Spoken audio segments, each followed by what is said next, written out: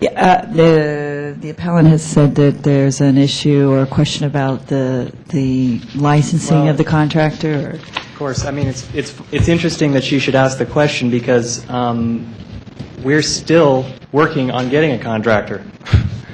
In fact, we've been waiting for 4.5 years to do that, and it's we kind of, as we inch along and make progress, we go back to the contractor and kind of sometimes we have to re-interview them because they haven't because they've gone away or moved away or whatever.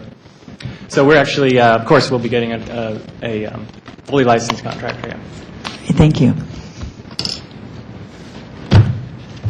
Mr. Sanchez. Scott Sanchez, Planning Department. I do not think that there is much that I can add to that presentation other than just to maybe clarify a little bit about the department's history and position on it. The department initially did find that it complied with the residential design guidelines. The staff planner had made that determination and sent it out to neighborhood notification. The discretionary review was filed.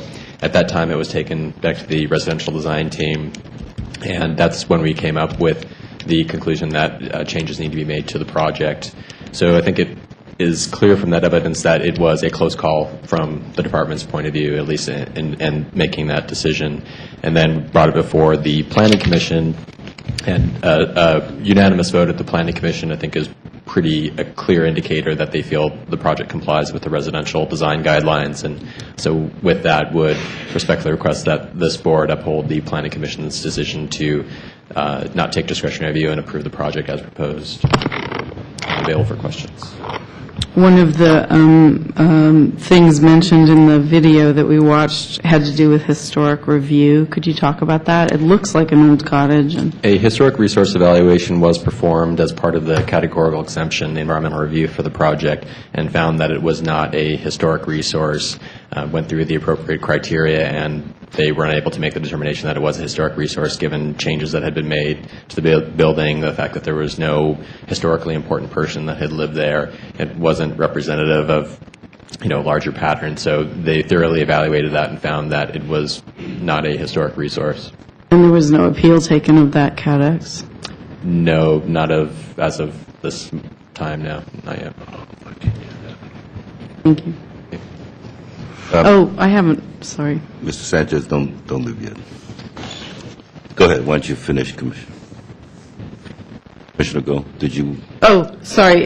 There was another thing in the video was the Carl Street and the Parnassus Street were given as examples where there was apparently a structure in the back of the lot, and then the front of the lot. One of them seemed to have a swimming pool. Yeah. So could you talk about those? I don't have specific information on those other than what was presented to you in the permit holder's evaluation today. Okay. Two questions. One is, it was stated in here that one of your planners worked extensively with the permit holder? Yes, so the project sponsor has indicated it's been a process of 4.5 years. The building permit application was submitted in 2009, but there's a little bit older variance decision, and I am a little unclear as to how the contact first began, if it was a project review meeting or how they first came to the department to discuss it. But it is common for members of the public to have a project, make a project review meeting, and then that's when they first engage with the department, and they will take their proposal, they will make changes to it based on department comments, and yeah, that's typical. The environmental review, I believe, was also filed in 2008. No, I understand. But prior then to the RDT, there was other levels of review besides a single planner.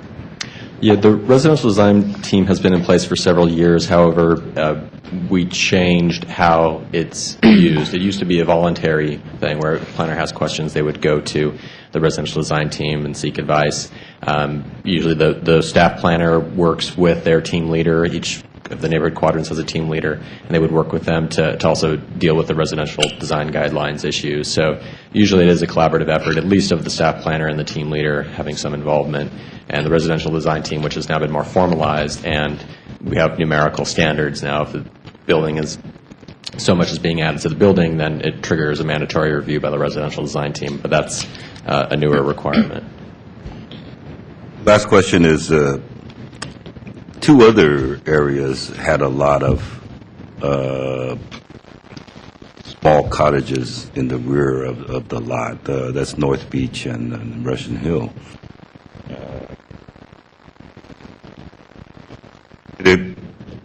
If my memory serves me correctly, the planning department, in most of those instances, those were, of course, slightly different in that they were zero property line in the vast majority of cases, but would allow the current zoning to take place up to a certain point of the where the required setback is, and would not allow any intensification of the non-conforming use, which would be cottage.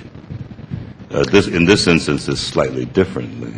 Yeah, I mean, I think, looking at different development patterns in different parts of the city where the zoning is substantially different. So this is located in our RH1 zoning district, whereas we look at North Beach, we're looking at the North Beach Neighborhood Commercial District, much higher density zoning district. So we would likely see, maybe a building at the front of the property and a building at the rear. Maybe we'd seek to develop and expand the building at the front and limit the expansion of the building at the rear. I think that there's just a different development pattern to what it is here than the project before you. Thank you. Mr. Cornfield.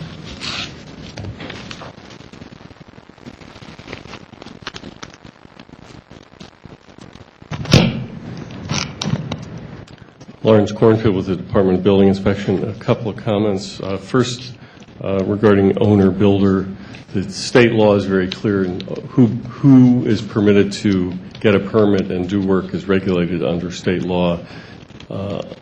Either an owner can do this or a licensed contractor can do this work. So we do not have any legal authority to say you may not get a permit or you may not do the work. But it is encouraging to hear the project sponsor say they're going to hire a licensed contractor. The permit was issued as an owner-builder permit, however. And either owners or contractors must comply with both federal and state laws regarding asbestos and lead and other types of hazardous material protection. And once again, that is not regulated by the city. It is regulated typically by other agencies, including for airborne dust, the Bay Area Air Quality Management Control District, the EPA, and other agencies do that. And I want to bring to your attention a problem, and should the Commission or the Board of Appeals choose to uphold this permit, we need to deal with this problem, and that is the fact that this permit authorizes work on the main structure at the rear of the property and also the construction of a new structure at the front of the property. A permit may not be issued for two separate structures. This was issued in error. The building code is extremely clear. Section 106A.1 says no building or structure may be erected, constructed, enlarged, repaired, altered, etc., unless a separate permit for each building or structure has first been obtained.